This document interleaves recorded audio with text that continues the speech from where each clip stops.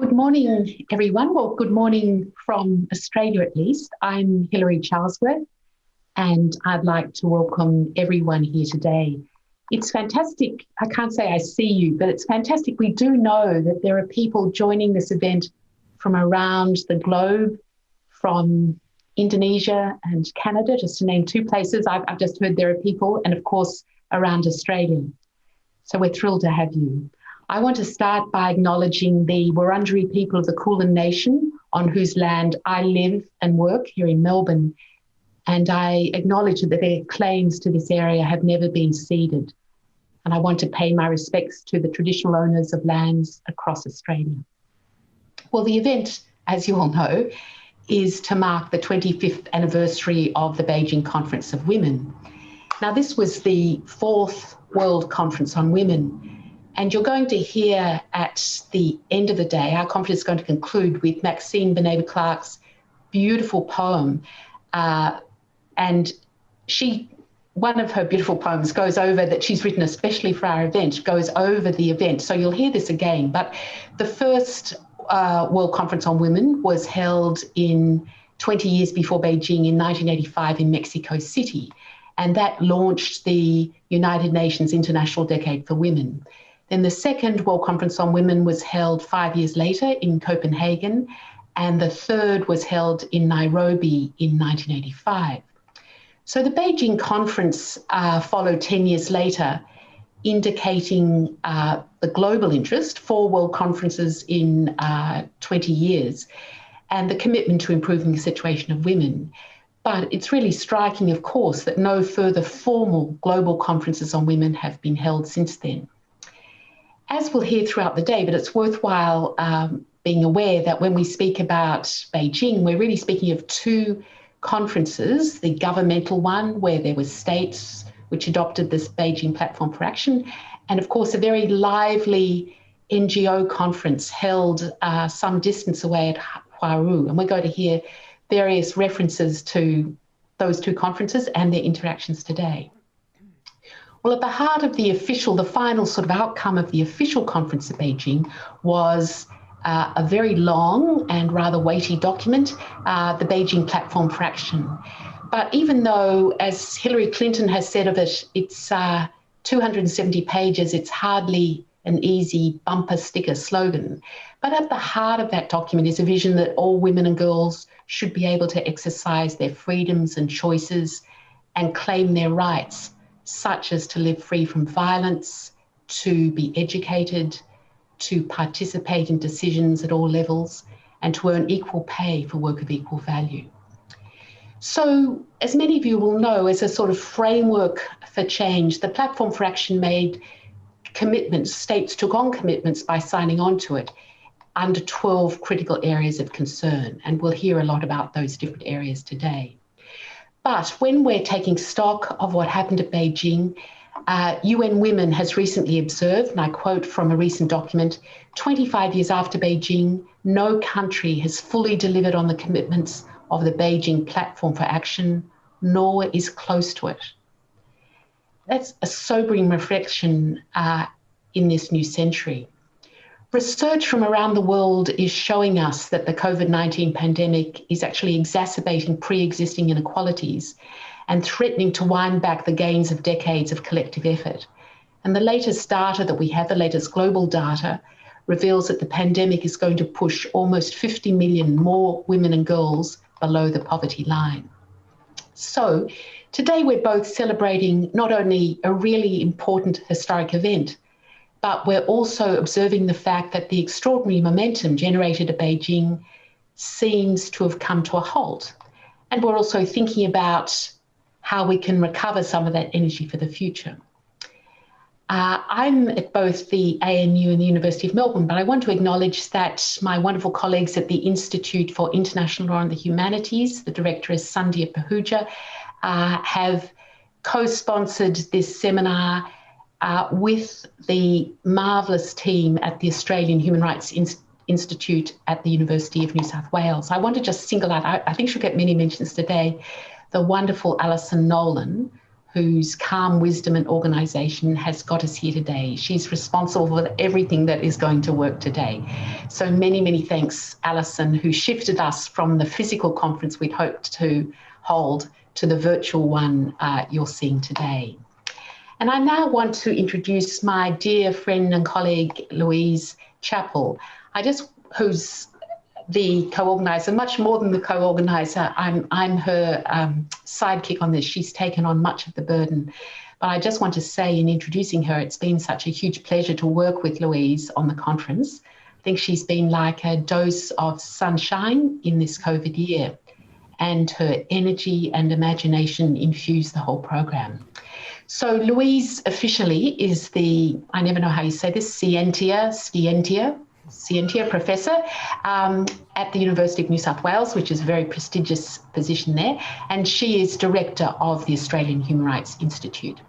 Louise is a proud New Englander, part of New South Wales, and she studied at the University of New England, first of all, and then got her PhD from the University of Sydney.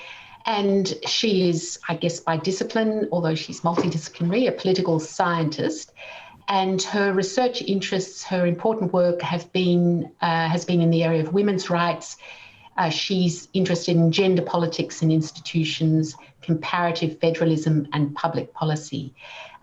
There's been no more perfect person to organise this conference with. So with those words, I hand it over to you, Louise.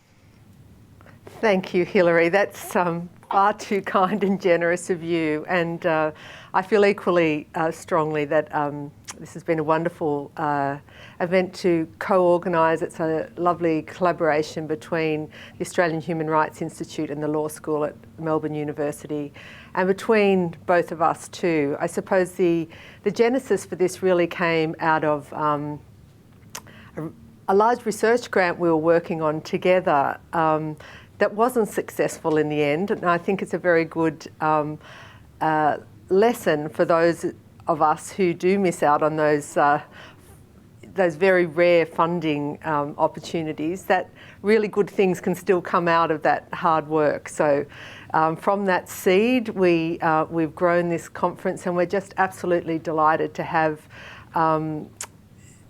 the event today, so beautifully organised, as Hilary said, by our dear colleague Alison Nolan and the whole team at the Australian Human Rights Institute, as well as at the Melbourne Law School. Can I also acknowledge that I'm here today on Gadigal land of the Eora Nation, and also recognise this as land that was never ceded, and that I pay my deep respects to elders past and present, and very much supportive of the initiative of the Uluru Statement for the Heart, for Voice to Parliament, and really hope that as we go forward in advancing women's rights, we also advance Indigenous rights in this country, which have been so poorly overlooked over a number of centuries now. Like Hilary, I'd like to, be very welcoming of everyone across the world who is joining us here today, and delighted to have you with us. We have been able to pull together a really fantastic program, I think, today that is bringing together a focus on the past, on the present, and on the future. And it's been a real delight for us to be able to capture the voices of the next generation of feminists, really, who are thinking about how to build on the successes and learn from the failures that have come about in the last 25, 30 years related to women's rights. It's going to be a joy to hear from some of those key players from the Beijing conference, including Carmen Lawrence, who represented Australia at that event, and reflect on what the Beijing conference was really about, what its aims were and what it was trying to achieve. Then to think about the challenges that have come from that event, and I think that's captured by Hilary's conversation later with Christine Chinkin and my conversation with Anne-Marie Gertz, where we're really struggling now to think about how do we institutionalise the gains that were made earlier on in the women's movement and to push them forward.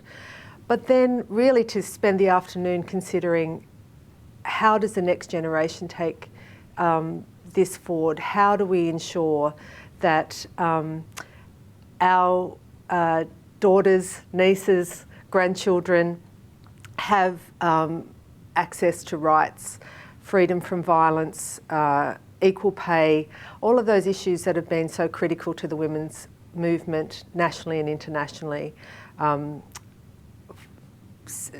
forever, really. So that's going to be a very exciting and rich program for us to discuss. But before we go any further, it's my great pleasure this morning to introduce Aunty Ann Weldon from the Sydney Land Council, who is going to give us a welcome to country. And it's very important to us to have Aunty Ann with us today, and I thank her very much for joining us.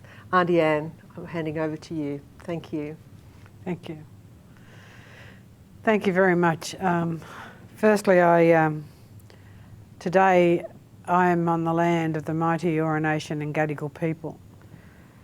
I am a Wiradjuri Kuribalang, a sovereign woman, and I actually grew up on Irambi Aboriginal Reserve in Cowra, New South Wales, under the control of the mission manager and the police.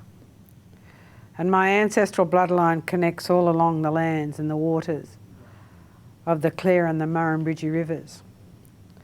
I am a member of Metropolitan Local Aboriginal Land Council, 2015 Elder of the Year for New South Wales Aboriginal Land Council and Metro Land Council for the Sydney-Newcastle region. Metropolitan Local Aboriginal Land Council is the cultural authority and custodian under the New South Wales Land Rights Act on this particular part of Eora country. And this morning I bring you a message of respect and caring.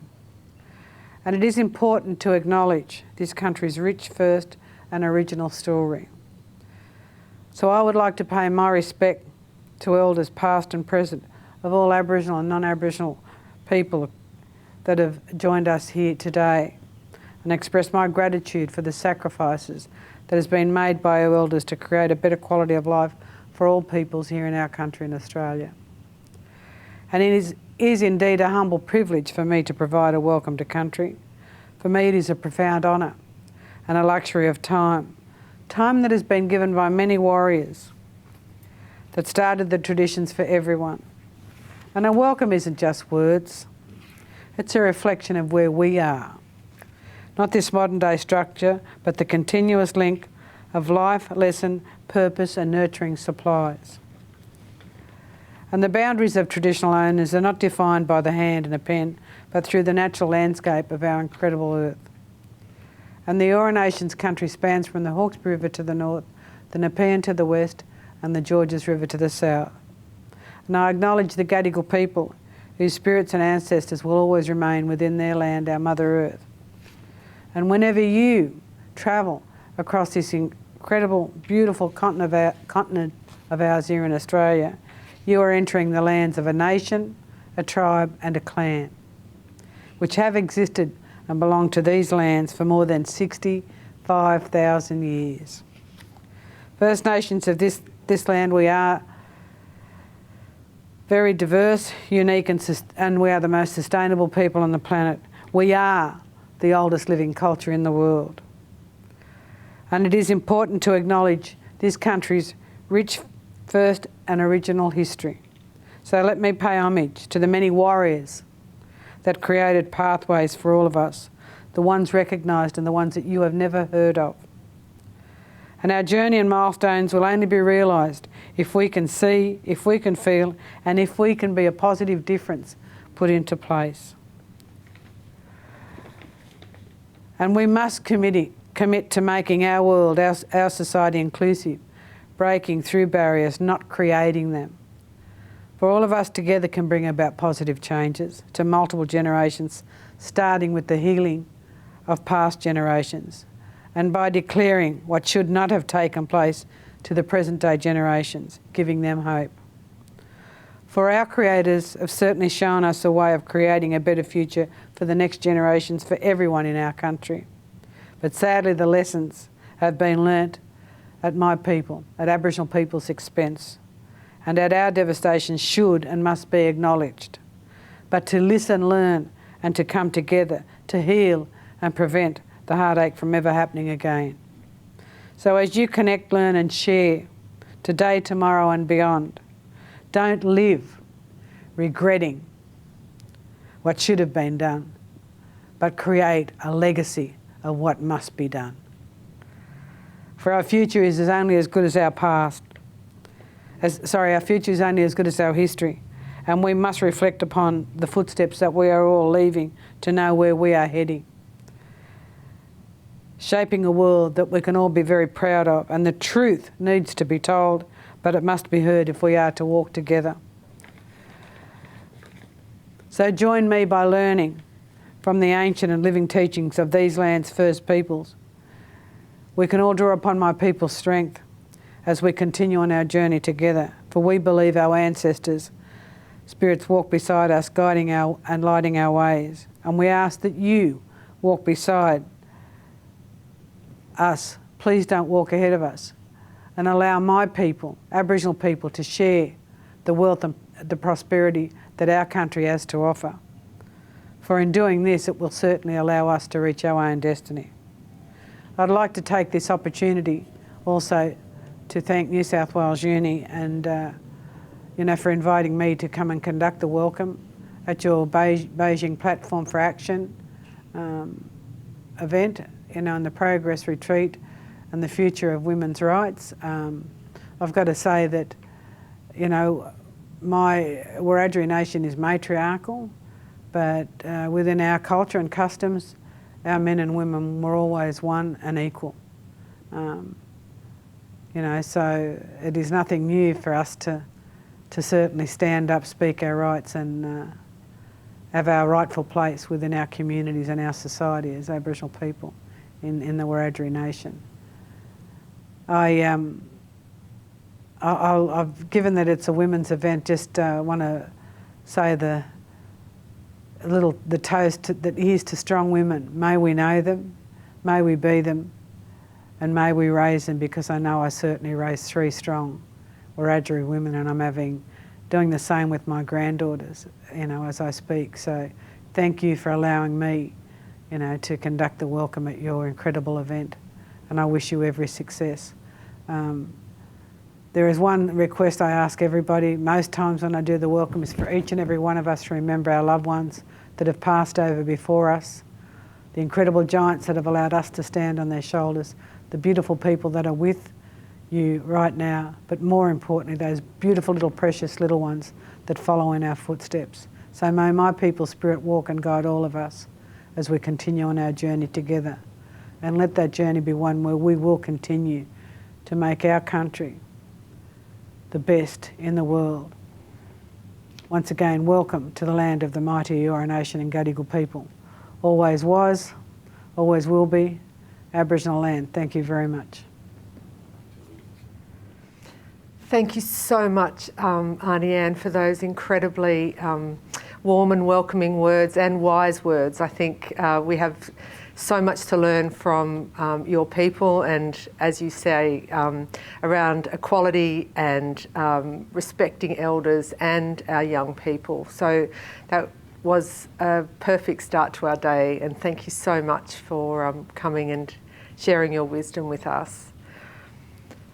So before we get started, Hilary, I just wanted to talk to you just for a minute about the Beijing event itself, just very quickly to capture your reflections on what it meant to you at the time, where you were, and how you felt about the event 25 years ago.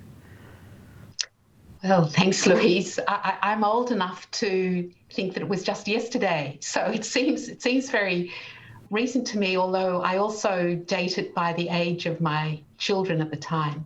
But I was actually part of, and this is an interesting thing in itself, the government, it was the Keating government, set up a special advisory committee on Beijing, and under the chair of Sandra Yates.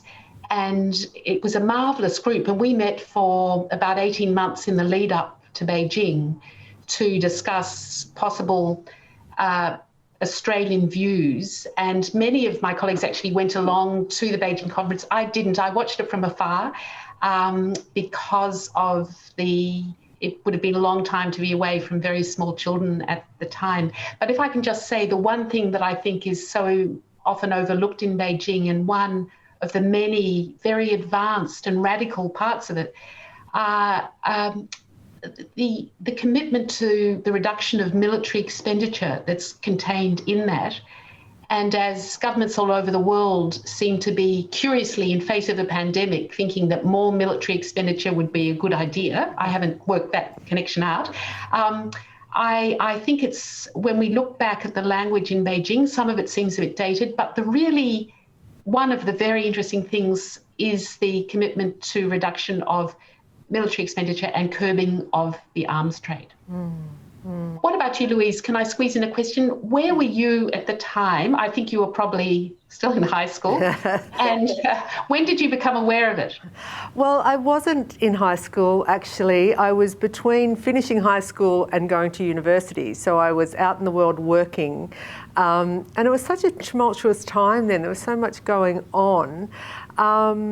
No, sorry, I'm thinking of the earlier conference. I was actually, I was about to do my PhD study in Canada, and I was on a flight actually, and I remember reading the newspaper of Hillary Clinton's speech, and that was just, it was so exciting and such sort of heady days there, thinking that we're on this exciting trajectory forward with really shifting the dial on women's rights. And that was really incredible, because I was going off to Canada to study the Canadian women's movement and try and understand how they were using their new Charter of Rights and really making change through their National Action Committee and so on. So it was I just felt like we were really on the verge of major change there. And it's been very interesting to me now to go back. I've been rereading some of the materials around Beijing, including Carmen Lawrence's speech that she gave there at Beijing. And I just noticed that she pulled out 4 priorities, which I'm sure your committee helped devise and discuss. And she said she'd done a lot of consultation around this, but the 4 priorities for her were the difficulty for women balancing work and family responsibilities, women's fear of violence, the need for better health care for women, and the need for more women to enter public life and assume decision-making positions. And when I reread that, I thought 25 years on, our priorities are pretty much exactly the same. And I'm going to really be keen to hear from our Sex Discrimination Commissioner, Kate Jenkins, very soon on those priorities and where we're at. For me, I think Beijing was important because it actually stated, at least in the declaration, the importance of addressing all of those things, to get global agreement at the time that these are priorities we need to work towards. The fact that we haven't got there yet is very disappointing, but I think, as we've seen, the priorities haven't changed terribly much, and it still gives us something to hold on to and to work towards.